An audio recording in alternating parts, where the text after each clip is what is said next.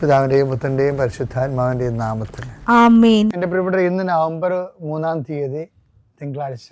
അമ്മേ പരിശുദ്ധ അമ്മേ, അമ്മേ പരിശുദ്ധ ദൈവമാതാവേ, കൃപാസനത്തിലൂടെ ഞങ്ങൾക്കും ഞങ്ങളുടെ ദേശത്തിനും അമ്മ മധ്യസ്ഥം തേടി തന്ന എല്ലാ അനുഗ്രഹങ്ങൾക്കും കൃപകൾക്കും ഞങ്ങളിപ്പോൾ ഹൃദയം നിറഞ്ഞ നന്ദി പറയുന്നു. അമ്മേ പരിശുദ്ധമ്മേ ദൈവമാതാവേ, 2004 ഡിസംബർ 7 ഉച്ചകഴിഞ്ഞ് 2:30 കൃപാസനത്തിൽ സംഭവിച്ച അമ്മയുടെ പ്രത്യക്ഷപ്പെടലിനെ കുറിച്ച് തിരുസഭയ്ക്ക് സമർപ്പിച്ചിരിക്കുന്ന പഠനരേഖകളുടെ മേൽ സഭാത്മകമായ പഠനം ആരംഭിക്കുവാൻ ഞങ്ങൾ പ്രാർത്ഥിക്കുന്നു. അമ്മേ പരിശുദ്ധമേ, ഭൂസ്വർലോകങ്ങളുടെ രാജ്ഞിയായ അങ്ങേയ്ക്ക് ഭൗമസംരക്ഷണത്തിനായി പ്രപഞ്ചപ്രകൃതിയെ തന്നെ തിരുസഭ പ്രതിഷ്ഠിക്കുവാൻ ഈ പ്രത്യക്ഷീകരണം വഴി ഇടയാക്കണമേ. പരിശുദ്ധമേ, ജപമാല മാതാവേ, സകല കൃപാസനം പ്രാർത്ഥനയോടും ചേർത്ത് ഞങ്ങളിപ്പോൾ പ്രാർത്ഥിക്കുന്ന ഈ കുടുംബത്തിന്റെ പ്രത്യേക നിയോഗം പറ മക്കളെ.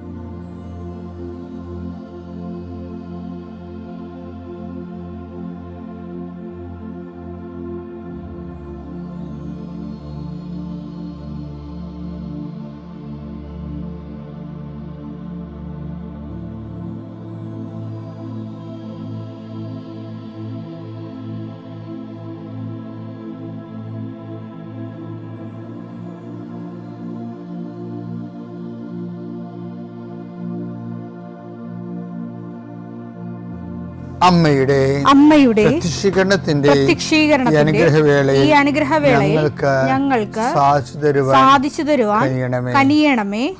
ആമേൻ. വിശ്വാസ പ്രമാണം.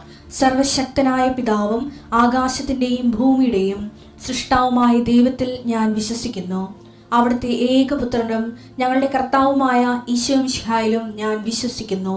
ഈ പുത്രൻ പരിശുദ്ധാത്മാവിനാൽ ഗർഭസ്ഥനായി കന്യകാമറിയത്തിൽ നിന്ന് പിറന്ന് പൊന്തിയോസ് പീലാത്തോസിന്റെ കാലത്ത് പീഡകൾ സഹിച്ച് കുരിശിൽ തറയ്ക്കപ്പെട്ട് മരിച്ച് അടക്കപ്പെട്ട് പാതാളങ്ങളിൽ ഇറങ്ങി മരിച്ചവരുടെ ഇടയിൽ നിന്ന് 3-ാം നാൾ ഉയർത്ത് സ്വർഗത്തിലേക്ക് എഴുന്നള്ളി സർവശക്തിയുള്ള പിതാവായ ദൈവത്തിന്റെ വലതുഭാഗത്തിരിക്കുന്നു.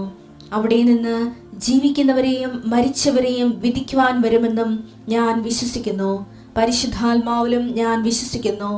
വിശുദ്ധ കത്തോലിക്കാ സഭയിലും പുണ്യവാന്മാരുടെ ഐക്യത്തിലും പാപങ്ങളുടെ മോചനത്തിലും ശരീരത്തിന്റെ ഉയർപ്പിലും നിത്യമായ ജീവിതത്തിലും ഞാൻ വിശ്വസിക്കുന്നു. ആമേൻ. സ്വർഗ്ഗസ്ഥനായ ഞങ്ങളുടെ പിതാവേ, അങ്ങയുടെ നാമം പൂജിതമാകണമേ. അങ്ങയുടെ രാജ്യം വരണമേ. അങ്ങയുടെ തിരുമനസ് സ്വർഗത്തിലെ പോലെ ഭൂമിയിലും ആകണമേ. അന്നു വേണ്ടുന്ന ആഹാരം ഇന്ന് ഞങ്ങൾക്ക് തരണമേ.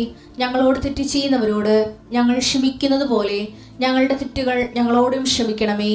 ഞങ്ങളെ പ്രലോഭനത്തിൽ ഉൾപ്പെടുത്തരുതേ, തിന്മയിൽ ഞങ്ങൾ രക്ഷിക്കണമേ. ആമേൻ. നന്മ നിറഞ്ഞ മറിയമേ, സ്വസ്തി. കർത്താവ് അങ്ങയുടെ കൂടെ സ്ത്രീകളിൽ അങ്ങ് അനുഗ്രഹിക്കപ്പെട്ടവളാകുന്നു. അങ്ങയുടെ ഉദരത്തിൻ ഫലമായി ഈശോ അനുഗ്രഹിക്കപ്പെട്ടവനാകുന്നു. പരിശുദ്ധ മറിയമേ, തമ്പുരാന്റെ അമ്മേ, പാപികളായ ഞങ്ങൾക്ക് വേണ്ടി ഇപ്പോഴും ഞങ്ങളുടെ മരണസമയത്തും തമ്പുരാനോട് അപേക്ഷിക്കണമേ. ആമേൻ. കർത്താവേ, നിന്റെ ഉന്നതമായ നാമത്തിന് സ്തോത്രം ചെയ്യുന്നു. കർത്താവേ, നിന്റെ വിശുദ്ധ പൗരോഹിത്യത്തെ മഹത്വപ്പെടുത്തണം. എൻ്റെ ഈശോയെ, ഈ പ്രാർത്ഥന ഒന്ന് കേട്ടിട്ട് പുറത്തിറങ്ങാൻ വേണ്ടി എന്തുമാത്രം ആൾക്കാരാണ് കൊതിച്ചിരിക്കണേ ഈശോയെ. അവരുടെ മനസ്സിലെ സങ്കടങ്ങളെ ഭാരങ്ങളെ ഞാനിപ്പോഴ് അങ്ങയുടെ തിരുസന്നിധിയിൽ കൃപാസനം നടത്താറെ ജീവനോടെ പ്രത്യക്ഷപ്പെട്ട അമ്മയുടെ പ്രത്യക്ഷനെ കൂടെ ചേർത്ത് വെക്കുന്നു. കർത്താവെ, ആരെല്ലാം ഈ പ്രാർത്ഥന ഭക്തിപൂർവ്വം കൂടുന്നുണ്ടോ അവിടെയെല്ലാം ശിരസിൽ നീ ഇപ്പൊ കൈവെക്കണം. നിന്റെ തിരുമുറിവാർന്ന വലതുകരം വെക്കണം. ഈശോയെ, ഒരു തീരുമാനം എടുക്കാൻ പറ്റാതെ കുഴയുന്നവരുണ്ട്. അവർ ഇന്ന് 12 മണിക്ക് ഉച്ചക്ക് 12 മണിക്കുള്ളിൽ അടുത്ത 12 മണിക്കൂറിനുള്ളിൽ അവർക്ക് വ്യക്തവും ബോധ്യവുമാകുന്ന തീരുമാനം കിട്ടാൻ കർത്താവിൻ്റെ നാമത്തിൽ നിങ്ങളുടെ ശിരസിനെ ഞാൻ ആശീർവദിക്കുന്നു. ഞാൻ 39 വർഷം അർപ്പിച്ച കുർബാനയുടെ യോഗ്യതയാൽ കൃപാസനത്താറെ ജീവനോടെ പ്രത്യക്ഷപ്പെട്ട മാതാവിൻ്റെ മധ്യസ്ഥത ദൈവമകനെ, ദൈവമകളെ, നീ ഇപ്പോഴാശ്രയിക്കപ്പെടുന്നു. നിന്റെ സങ്കടങ്ങളെ കർത്താവ് ഏറ്റെടുക്കുകയും നിന്റെ കർത്താവ് സന്തോഷത്തോടെ തിരിച്ചു കൊണ്ടുവരികയും ചെയ്യട്ടെ. ഈ ശുശ്രൂഷ പൊതുവെ ഉടമ്പടിയെടുത്ത് ജീവിക്കുന്നവർക്കാണ് കൂടുതൽ ഉപകാരപ്രദമെന്നാണ് ഞങ്ങൾ മനസ്സിലാക്കുന്നത്. അതുപോലെ തന്നെ ആധ്യാത്മികമായിട്ടുള്ള ടിപ്സുകൾ, സാങ്കല്പികമായിട്ടുള്ള സ്പെക്കുലേറ്റീവ് ടിപ്സ് അല്ല, മറിച്ച് ഓരോരോ സിറ്റുവേഷനിലെ ലൈഫ് സിറ്റുവേഷനിലെ സുവിശേഷ വിഹിതമായിട്ട് നമ്മൾ എടുക്കേണ്ട നിലപാടുകൾ, കൃപ നിലനിർത്തി കിട്ടുന്നതിന് വേണ്ടി നമ്മൾ എടുക്കേണ്ട നിലപാടുകൾ. ഉദാഹരണത്തിന് ഇപ്പം സുവിശേഷ ഭാഗ്യങ്ങളില്ലേ, ഇന്ന് നമ്മൾ കാണാൻ പോകുന്നത് സുവിശേഷ ഭാഗ്യങ്ങളിലെ ആദ്യത്തെ ഭാഗ്യമാണ്. മത്തായിയുടെ സുവിശേഷം 5:3. ആത്മാവിൽ ദരിദ്രരായവർ ഭാഗ്യവാന്മാർ, ആത്മാവിൽ ദരിദ്രരായവർ ഭാഗ്യവാന്മാർ, സ്വർഗരാജ്യം അവരുടേതാണ്. സ്വർഗരാജ്യം അവരുടേതാണ്. ഓക്കെ, ഇതിൻ്റെ ഒരു പ്രശ്നം എന്ന് പറയുന്നത്, ഇത് സിമ്പിളായിട്ട് നമ്മൾ വെരിഫൈ ചെയ്ത് കഴിയുമ്പോൾ നമുക്ക് ശരീരത്തിന് ഒരു ശാരീരികമായ ഫിസിക്കൽ റിച്ച്നെസ് ഉണ്ട്, സ്പിരിച്വൽ റിച്ച്നെസ് ഉണ്ട്. ഈ ഫിസിക്കൽ റിച്ച്നെസ്, ശാരീരികമായ ഭൗതികമായ സ്വത്ത് എന്താണെന്ന് മനസ്സിലാക്കിയാൽ മാത്രമേ ആത്മീയമായ സ്വത്തും ആത്മീയമായ പോവർട്ടിയും മനസ്സിലാകത്തുള്ളൂ. അപ്പം ഭൗതികമായ സ്വത്ത് എന്ന് പറയുന്നത് എന്താണ്? ആരോഗ്യം. ആരോഗ്യത്തിന് ഉതകുന്ന രീതിയിലുള്ള എല്ലാ കാര്യങ്ങളും, ആഹാരം ഉൾപ്പെടെയുള്ള എല്ലാ കാര്യങ്ങളും, വ്യായാമം ഒക്കെ ഉള്ളത്. അതുപോലെ തന്നെ ഫിസിക്കൽ ഫിറ്റ്നസ്സും പിന്നെ അതിനോട് ബന്ധപ്പെട്ട് വരുന്ന സാമ്പത്തിക മേഖല, അങ്ങനെ വരുന്ന തൊഴിലും വരുമാന മാർഗങ്ങളും എല്ലാം അങ്ങനെ വരും. ഇതാണ് ശരീരത്തിൻ്റെ ഒരു ഭൗതികമായ ഒരു സ്വത്തെന്ന് പറയുന്നത്. ഇതില്ലെങ്കിൽ ഭൗതിക ദാരിദ്ര്യമായി. ഇതുപോലെ ആത്മാവിൻ്റെ സ്വത്തുണ്ട്, അതില്ലെങ്കിൽ ആധ്യാത്മിക ദാരിദ്ര്യം ഉണ്ടാകും. ആത്മീയ ദാരിദ്ര്യം. ആത്മാവിൻ്റെ സ്വത്ത് എന്താ? ആത്മാവിൻ്റെ സ്വത്ത് ദൈവം തന്നെയാണ്. അപ്പോൾ നമ്മുടെ ഉടമ്പടി ഭാഷയിൽ പറഞ്ഞാൽ ആത്മാവിൻ്റെ സ്വത്ത് കൃപയാണ്. സുവിശേഷ ഭാഷയിൽ പറഞ്ഞാൽ കൃപ ദൈവത്തിൻ്റെ ശക്തിയാണ്. ദൈവത്തിൻ്റെ ശക്തി പൗലോസിൻ്റെ ഭാഷയിൽ പറഞ്ഞാൽ ഗലാത്യർ 5:6-19 അനുസരിച്ച് പറഞ്ഞാൽ ആത്മാവിൻ്റെ കൂടെ ഉണ്ടാകട്ടെ. കൃപയെ ആർജിക്കുന്ന അനുസരിച്ചുകൊണ്ട് ആത്മാവിൻ്റെ സംവേദനക്ഷമതയും അറിയാനുള്ള കൃപയും അറിയാനുള്ള സാധ്യതയും കൂടുതൽ കൂടുതൽ ഉയരും. അതാണ് ഈശോ പറഞ്ഞത്, നിത്യജീവൻ വരെ അങ്ങോട്ട് വരും. അതായത് ഏകസത്യമായ നിന്നെയും നീ അയച്ച യേശു ക്രിസ്തുവിനെ അറിയുകയാണ് നിത്യജീവൻ. ഇപ്പം യേശുവിനെ അറിയണമെന്ന് വെച്ച് കഴിഞ്ഞാൽ ഒരു ബേസിക് നോളജ് ഉണ്ട്, ഹൈസ്കൂൾ നോളജ് ഉണ്ട്, ഒരു ഡിഗ്രി നോളജ് ഉണ്ട്, ഗ്രാജുവേഷനുണ്ട്. അങ്ങനെ വ്യത്യസ്തമായ ഗ്രേഡിലാണ് നമ്മൾ യേശുവിനെ അറിയണത്. ഈ അറിവെല്ലാം അറിയണത് ജീവിതത്തിൻ്റെ ഭാഗമായിട്ടാണ് ഈ അറിവ് വരണത്. ജീവിതത്തിൽ വ്യത്യസ്തമായ സിറ്റുവേഷൻ നിങ്ങൾ അഭിമുഖീകരിക്കുമ്പോൾ സുവിശേഷ വിഹിതമായ ഒരു നിലപാടെടുക്കും. അതുകൊണ്ട് ഈശോ അതിനെല്ലാം കൂടി പറഞ്ഞെന്തറിയാവുക, എന്നെ പ്രതി. അതാണ് സംഭവം. ഇപ്പം മനസ്സിൽ കിട്ടിയാൽ ഞാൻ പറഞ്ഞ എല്ലാം കൊണ്ടൊന്നും അവസാനിക്കേണ്ടത്, എന്നെ പ്രതി. നിങ്ങൾക്ക് എന്ത് സുവിശേഷ ഭാഗ്യവും സുവിശേഷ കൃപയും ആർജിക്കാം.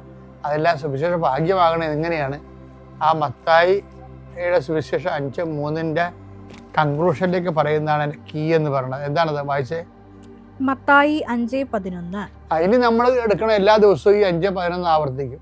എന്നെ പ്രതി, ഈശോയെ പ്രതി മനുഷ്യർ നിങ്ങളെ അവഹേളിക്കുകയും പീഡിപ്പിക്കുകയും എല്ലാവിധ തിന്മകളും നിങ്ങൾക്കെതിരെ വ്യാജമായി പറയുകയും ചെയ്യുമ്പോൾ നിങ്ങൾ ഭാഗ്യവാന്മാർ. അപ്പോൾ നിങ്ങൾ ആഹ്ലാദോല്ലസിൽ സ്വർഗത്തിൽ നിങ്ങൾക്കുള്ള പ്രതിഫലം വലുതായിരിക്കും, ഇല്ലേ? അപ്പൊ നമ്മൾ ആദ്യം കണ്ടത് എന്താ? 5:3 എടുത്തേ. ആത്മാവിൽ ദരിദ്രരായവർ ഭാഗ്യവാന്മാർ. ആത്മാവിന്റെ സ്വത്ത് എന്താണ്? ഈശോയാണ്. അതാണ് മിഷയുടെ ആത്മാവിന്റെ സ്വത്ത്. ഒരാൾക്ക് ഈശോ വിഹിതമായിട്ട് അവനെടുക്കുന്ന സമീപനങ്ങൾ, നിലപാടുകൾ, അതിൻ്റെ ടോട്ടാലിറ്റി വരുന്ന സാക്ഷ്യ ജീവിതം, അതാണ് ആത്മാവിന്റെ സ്വത്ത് നമുക്ക് നൽകുന്ന സമൃദ്ധിയും അഭിവൃദ്ധിയും എന്ന് പറയുന്നത്. ആത്മാവിൽ അഭിവൃദ്ധിപ്പെടുക എന്ന് വെച്ചാൽ ഈശോയുടെ അറിവിലും സാക്ഷ്യത്തിലും അഭിവൃദ്ധിപ്പെടുകയാണ് എൻ്റെ ഉദ്ദേശം. അതുകൊണ്ടാണ് ഈശോ എന്നെ പ്രതി എന്ന് പറയുന്നത്. നമുക്കൊന്ന് പ്രാർത്ഥിക്കാം. കർത്താവായ ദൈവമേ, എൻ്റെ ആത്മീയ ദാരിദ്ര്യത്തിന് മാറ്റുന്നതിന് എന്നെ സഹായിക്കുന്നത് ഈശോയെക്കുറിച്ചുള്ള അറിവും അനുഭവവും സാക്ഷി ജീവിതവും അതനുസരിച്ചുകൊണ്ട് എന്നെ നീ ഉയർത്തണമേ, വളർത്തണമേ. നിന്റെ വചനത്തിൽ അധിഷ്ഠിതമായ ഒരു സാക്ഷി ജീവിതത്തിനായി എന്നെ സഹായിക്കുകയും നിത്യതയിലേക്ക് കണ്ണു നട്ട് ജീവിക്കുവാൻ ഞങ്ങൾക്കിടവരട്ടെ.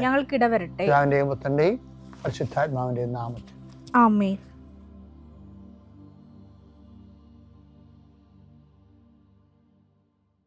അത്യപൂർവ ദൈവാനുഭവങ്ങൾ ഇനി നിങ്ങൾക്കും സ്വന്തം. ഈ യൂട്യൂബ് ചാനൽ ഇതുവരെ സബ്സ്ക്രൈബ് ചെയ്തിട്ടില്ലെങ്കിൽ ഇപ്പോൾ തന്നെ സബ്സ്ക്രൈബ് ചെയ്യുക. ഈ വീഡിയോ ഇപ്പോൾ തന്നെ നിങ്ങളുടെ സുഹൃത്തുക്കൾക്ക് ഷെയർ ചെയ്തുകൊണ്ട് കർത്താവിന്റെ പ്രേക്ഷിതരാകുക.